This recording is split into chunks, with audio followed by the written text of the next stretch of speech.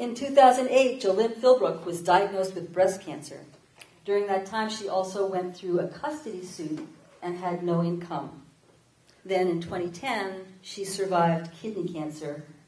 Now she shares her wisdom and experience about those challenging times. Excuse me. Her specialty is inspiring clients to attract more happiness and prosperity into their lives by clearing their limiting beliefs so they can find inner strength, freedom, and happiness to live a greater life.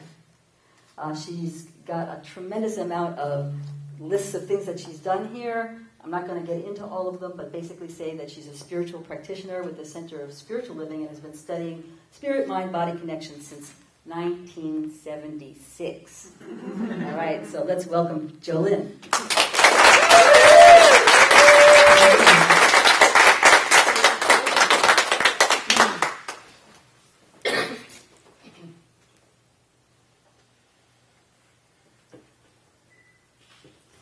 So how many of you have gone through a really challenging time when the rug's been pulled out from under you and your whole world's been turned upside down? Me too. And today I'm going to share a transformational story. And I'm going to give you one tip on how you can transform your life if you're going through a challenging time. It could be with your finances. It could be a health issue. It could be a rocky relationship, or you could just be stressed and overwhelmed. Back in the day, I was in college, and I met this man. I decided to drop out of college and travel with him and sell jewelry. Every weekend, it was a new city. It was so much fun. We went sightseeing afterwards. Eventually, we got married. We bought a house over the snow-capped mountains of Lake Tahoe. I had my son. He was the joy of my life. He learned how to walk in Tucson. He learned how to swim in Fiji. He learned how to snorkel in Belize. His first horseback ride was on the beach in Costa Rica as the sun was setting. His first sailboat trip was around the Greek islands. He loved ice cream. In Rome, they have this thing called gelato. And he found every gelato shop and ate his way through Rome. Life was great. Happy family, beautiful home, luxury cars. Wonderful. One day, I opened the door to the garage, and there's my husband polishing a brand new motorcycle. Where did that come from? Honey, why'd you buy a motorcycle? Because I wanted to. Wow, how I wish I was like the scarecrow without a brain. Then I wouldn't be worrying and thinking, what's going on with him? What's he thinking? His mother just passed a little while ago. She was his rock. He's going to be turning 50 pretty soon. I wonder if he's having a midlife crisis. Honey, what would you like to do for your 50th birthday? Honey, would you like to go on vacation? Honey, would you like to have a big 50th birthday party? Silence. I did not know it at the time, but a storm was brewing. He went from family man to Hugh Hefner with a girlfriend in every port. Of course, that led us down the yellow brick road to our divorce. I felt hurt and betrayed. I felt like there was a sword that went through my heart and out the back. I felt like I was thrown away like the trash. There goes 20 years. I put on my armor.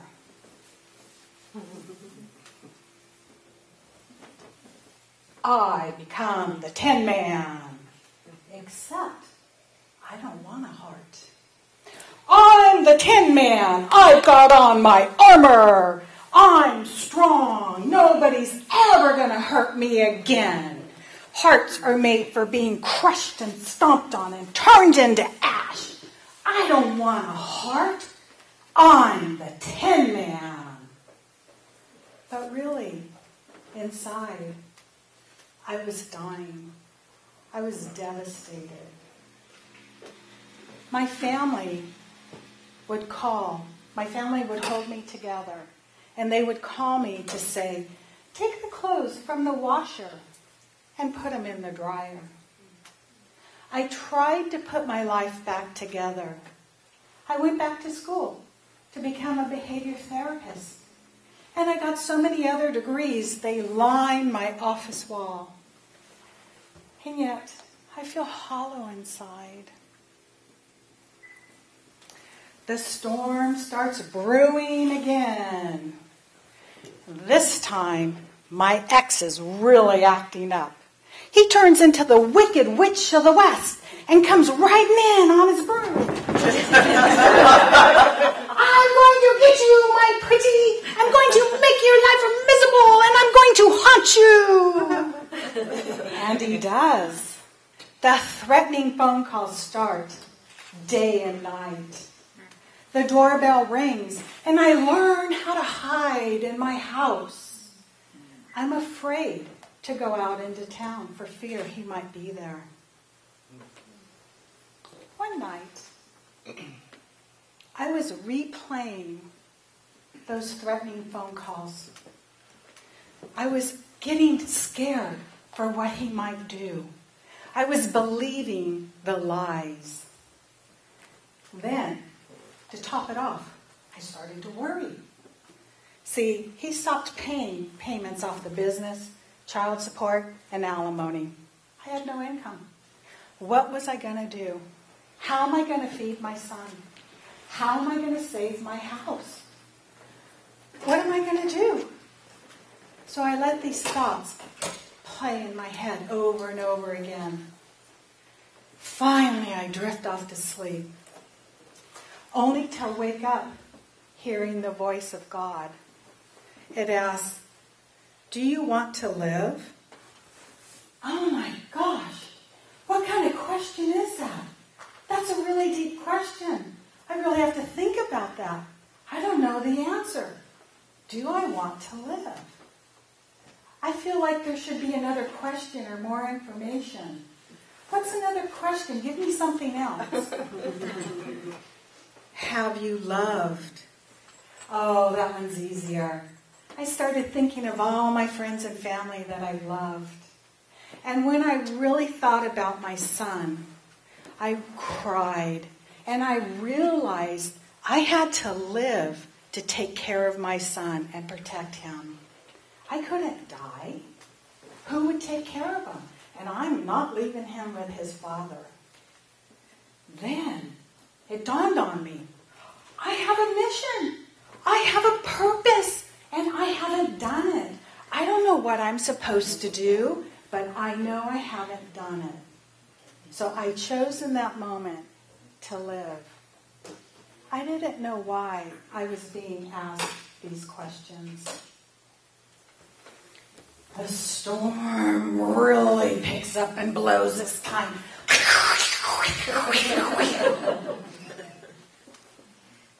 My son comes home from his father's house. Mom, I don't want to go to Dad's house anymore. He's snorting a white powder and he's taking alcohol into the car and I don't feel safe. Oh my gosh. How am I supposed to take care of my son and protect him? I have to go up against my ex who scares me? I'm not brave enough to go up and fight that battle. I don't know what to do. Who could I turn to? And as I thought about who do I know that I could turn to, the Boy Scout leader popped into my head.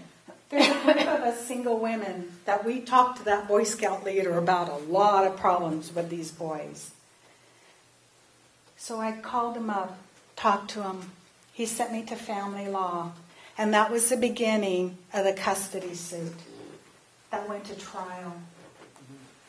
I felt like I was on trial for being a good mom. Now, if you've ever been in a custody suit or court case, it's very stressful. And around this same time, I noticed I had a rash on my breast. I put lotion on it, but it didn't go away. It didn't get better. So I finally go to the doctor, who sends me for a mammogram. They send me for a biopsy. And I'm in the hospital getting ready for the biopsy. And I remember a premonition dream. The dream was I was standing on a stage holding a mic, telling an audience of women I survived breast cancer. So you can imagine back in the dressing room how shocked I was. It turned out I had Paget's disease. It does not show up in mammograms. It's always found with a secondary cancer. And mine was invasive, and I had a mastectomy. Then I went through chemo. A year later, I had kidney cancer. So my favorite thing to do in these traumatic events is to lay in bed and rehash, he said, she said, the court case, my fears. And I kept letting this go over and over in my head. I had no income. How am I going to save my house? The doctor hasn't told me yet if the lymph nodes have cancer in them, am I going to live or die?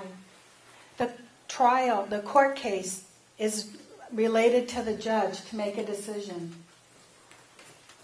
So when I was there, I realized that I had to change, and that was the turning point. This one night I said, I am not going to rehash all my fears, worries, and concerns.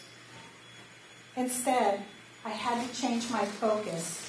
And my focus was, I had to believe I was going to be okay, even though there was no evidence. And what this means is that my thoughts and my emotions fed the belief, which fed the storm. So as I sat there and said, I can't do this anymore, what can I do? I had a premonition dream to be a speaker. And I chose in that moment to live for my dream, to be a speaker. So the tip I'm leaving you with today is to pay attention to your emotions, because they tell you what your thoughts are. You're either happy or you're sad. If you're happy, you're thinking positive thoughts. If you're unhappy, you're thinking negative thoughts. So focus on something else, which happened to be a dream. Dorothy, her dream was to get home. What is your dream? What do you want to be? So I have many more tips like that in my book, which I can't go into. But I want to leave you with this thought. You can transform your life by transforming your thinking and your feeling. So focus on something happy and positive, and you too can transform your life.